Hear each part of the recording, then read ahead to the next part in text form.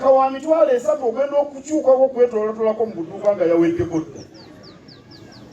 Amazzi Katonda yatuwa ga bwereere, ebiyiriro Katonda yatuwa bya bwereere. Abachina abatuwola ssente tibanajja kutugwa mu bulago. Lwaki tibatukwata mpola b'amasannyalaze ne tufumbisa ku masannyalaze tutaase obutonde bw'ensi?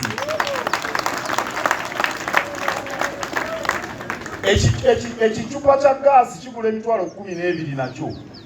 Kati oli ng'alina abantu 7 mu nju ng'akozesa gaasi yekka ng'abaana bwe bayimbye, yeetaaga ebipipa ebyo nga 3 omwezi. Omuntu ssente ze anaazijja wa? Obutonde bw'ensi tunaabukuuma tutya? Si gw'osalawo ono omuntu asome eddiini eri oba ddiini eri oba amawanga ag'enjawulo. Bonna baana ba Kabaka, kasita baba nga bakugambye nti Kabaka ye kitaabwe. Era nti omuntu gwennyanikiza yoyo ategeera ensonga za Buganda Ssemasonga 5 nga Nankabibuuli, okutaasa Namulondo, okugabana obuyinza mu nkola eya federo, okukuuma ettaka n'ensalo za Buganda, okukola obutaweera nemuli ebyobulamu n'ebyenjigiriza ate n'okubeera obumu. Ssemasonga 5 awo nno abantu mubagatte. Bwe munaabagatta nga Kabaka bwe yatugambye, omulaba ajja kulwaako waayita. N'olwekyo ekyafa ekyo kikulu okutegeera, kubanga Buganda yawaayo obwetwaze bwayo eri Uganda yonna ne twefuga olw'omwenda lwe lw'enkya. Awo nno tulina omugabo munene nnyo mu Uganda, era mmwe abakulembeze abalonde eri mu gavumenti eya wakati nga bano ababaka ba paalamenti oba mmwe abalonde mu disitulikiti, mulina omulimu okulwanirira omugabo gwaffe mu gavumenti eya wakati. Era bye tugamba ensonga Ssemasonga 5 si byakweyisaako.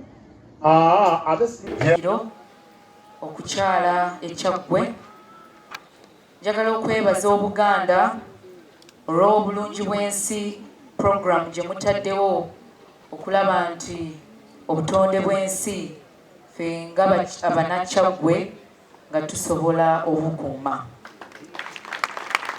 Ekyokubiri, njagala okwebaza Buganda olw'obulamu okulaba nti tuli mu kuzimba eddwaliro lyaffe erigenda okuyamba abanakyaggwe, bannabuyukwe.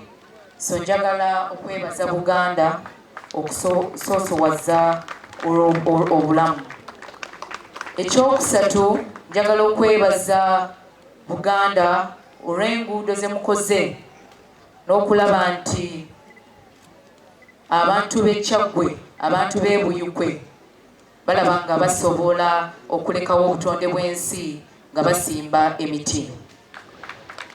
Njagala okwebaza Buganda naddala Ssaabasajja Kabaka okukkiriza gavumenti yaffe eya wakati okulaba nga tusobola okubeera nga tukozesa ettaka lyammwe, nga wano we tuyimiridde wano oba we tutudde waliwo government institution, eggombolola ly'Ennyenga litudde wano ku ttaka lya Kabaka. So twagala okwebaza Kabaka bwe yasiima okutandika okuzimba amalwaliro mu masaza. Minisitule yakwasibwa obuvunaanyizibwa obw'okulondoola ensonga ya pulaani. Mu bitundu ebimu twatawaanyizibwa, naye bwe twajja wano Ennyenga aba divisioni baayaayaana okulaba nti bagiyisa. Badivisioni babaga nti temulina buyinza mugireete, ne bagiyisa mu bwangu ne ssente esasulirwa eddwaliro wano Ekyaggwe we wokka ng'ab'obuyinza be baasasula. Eddwaliro lya Kabaka eyo pulaani yaalyo baagiyisa nga tebatuggyeeko wadde siringi 10.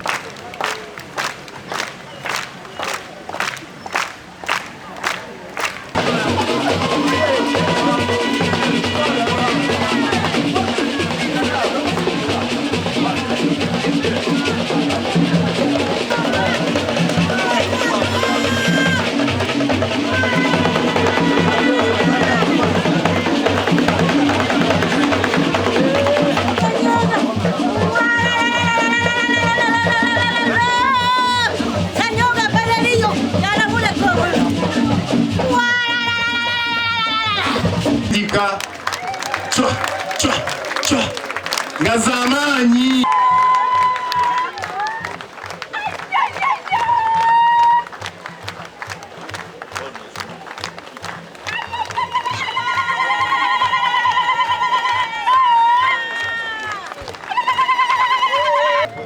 Zengalo ezo eza Ssekiboobo.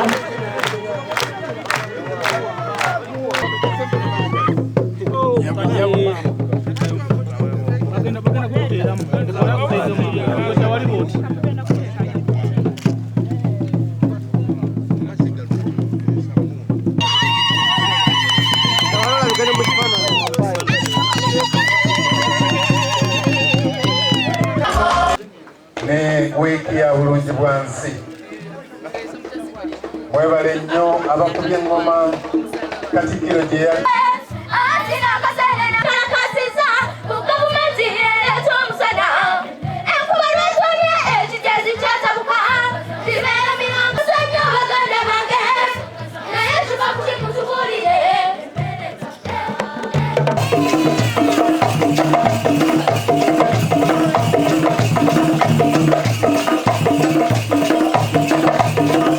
Munyanyirize mwami Kabugoza omuyambi w'omumyuka asooka owa Ssekiboobo. So nsanyuse nnyo okulaba.